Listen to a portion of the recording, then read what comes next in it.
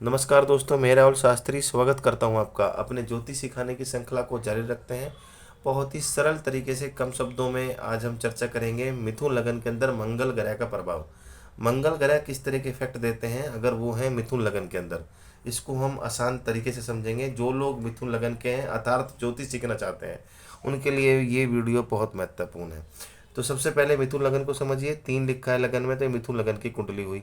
अब 12 भाव में कहीं ना कहीं मंगल जरूर होंगे। हर भाव में किस तरह का इफेक्ट देंगे ये मैं आपको बताने जा रहा हूँ। मंगल को समझने के लिए आप समझे उनकी 2 राशियाँ होती हैं, वृश्चिक और मेष। तो जो उनको 2 भाव मिले, एक छठा मिला, एक एकादश मिला, और अब वो लगन में ही अगर आके बैठ जाए पहले भाव में, तो निश्चित रूप से यहाँ पे रुकावटें पैदा होती हैं। जब तक को क्रोधी होता है मंगल यहाँ पे लगन बैठा, मांगलिक दोष होता है, तो वैवाहिक जीवन में कुंडली मिला के विवाह करना चाहिए। मंगल लगन में बैठा है तो निश्चित रूप से क्रोधी और जल्दबाजी में काम करने वाला होता है व्यक्ति। पेट का रोगी होता है पर तंदुरुस्ती अच्छी होती है, गठीला बदन होता है, पर रुकावटें यहाँ पे लगन में जरूर देता है मंगल अगर मिथुन लगन के अंदर बैठा हुआ है। लगन के अंदर वैवाहिक जीवन में कुंडली मिला के विवाह करे। मकान वाहन बनाने में थोड़ी सी रुकावटें जरूर करेगा। जो तीसरी दृष्टि है वो बटी है अष्टम भाव में। कोई ऑब्स्टेकल्स होगी वो एक मेहनत के बाद जरूर निकल जाएगी।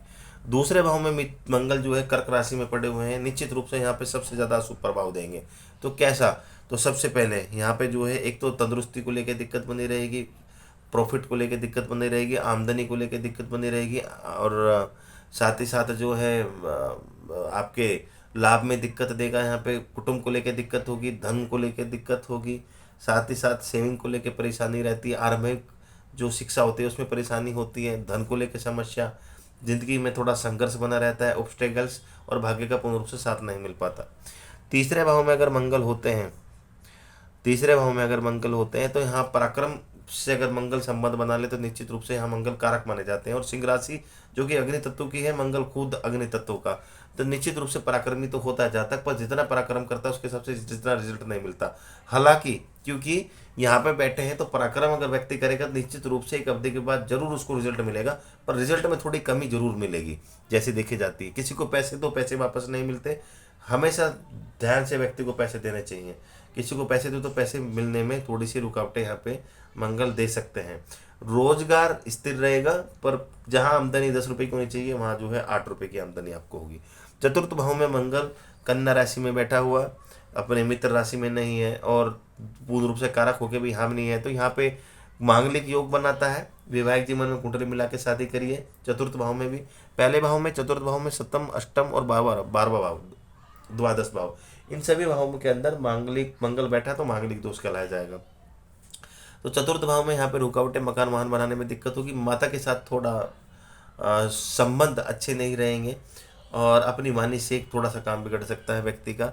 रुकावटें बनेगी। भूमि को लेकर भी यहाँ पे थोड़ी सी समस्याएं मंगल क्रिएट करेंगे। साथ ही साथ जो है रोजगार, जैसे मैंने बोला, चलता रहेगा, पर जितनी मेहनत करेंगे उसके हिसाब से उतना रिजल्ट नहीं आएंगे।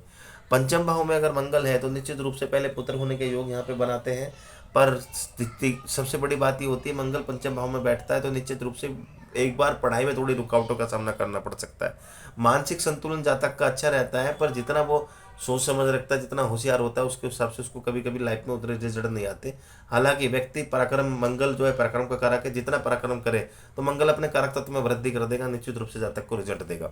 छठे भाव में मंगल जो है यहाँ पे वृश्चिक अपनी खुद की राशि का बैठा हुआ है, तो पर फिर भी कारक होके मारक होके बैठा है, तो यहाँ पे निश्चित रूप से पेट को लेके दिक्कत बनाएगा, पित्त बनाएगा, और साथ ही साथ रुकावटें बनी रहेगी, गुप्त शत्रु का भय।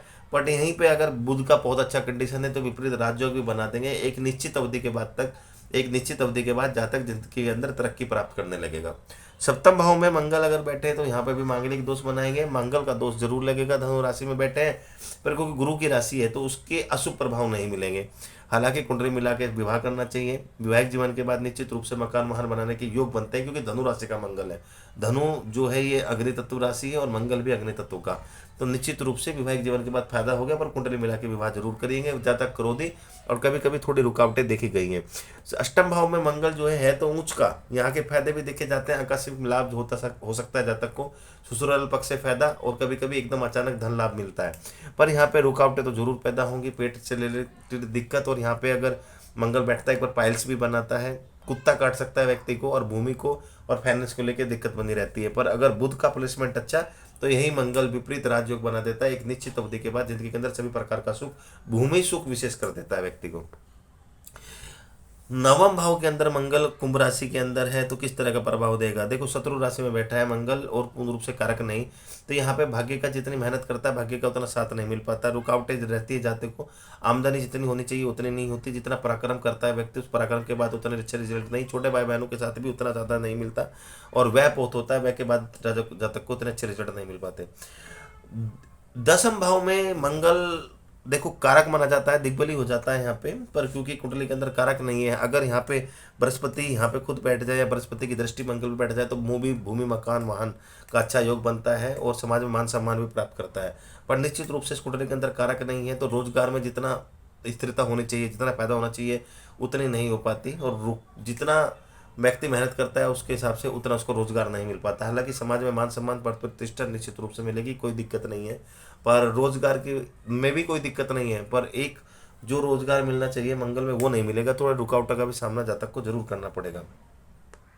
संतान को लेकर भी थोड़ी यहाँ पे चिंता बना के रहेगा, थोड़ा क्रोध भी जातक को जरूर बनता है। एकादश भाव में अगर मंगल अपनी खुद की राशि में है तो निश्चित रूप से यहाँ पे अपनी खुद की राशि में है तो एकादश प्रॉफिट की दृष्टि से अच्छा, इनकम की दृष्टि से अच्छा, बट क्योंकि छठे भाव का भी स्वामी है तो रुकावटें जरूर पैदा होंगी, प्रॉफिट में भी दिक्कत होगी, मकान वाहन बनाने में दिक्कत नहीं होगी, पर थोड़ी डिले जरूर हो सकती है, बन जाएगा पर डिले होगी। साथ ही साथ जो है बड़े भाई बहनों के साथ और मित्रों के साथ अगर काम करेंगे तो रोजगार में वृद्धि होगी। 12वें भाव में निश्चित रूप से हानि होगी। हानि किसकी? हानि पराक्रम की होगी, हानि जो है आपकी मेहनत की होगी, हानि आप पैसे की होगी, व्यापोत, आमदनी कम, गुप्त शत्रु, खर्चा, रुकावटें यहाँ पे मंगल नहीं छोड़ेंगे। हालांकि जैसे मैं बता रहा हूँ अगर बुध की कंडीशन अच्छी है तो निश्चित रूप से मंगल यहाँ पे एक अवधि के बाद विपरीत राजयोग बना देंगे और जातक को तमाम सुख प्राप्त करा देंगे मंगल। तो दोस्तों, वीडियो अगर अच्छी लगी हो तो लाइक जरूर करना, चैनल को सब्सक्राइब करना मत भूलिएगा। धन्यवाद।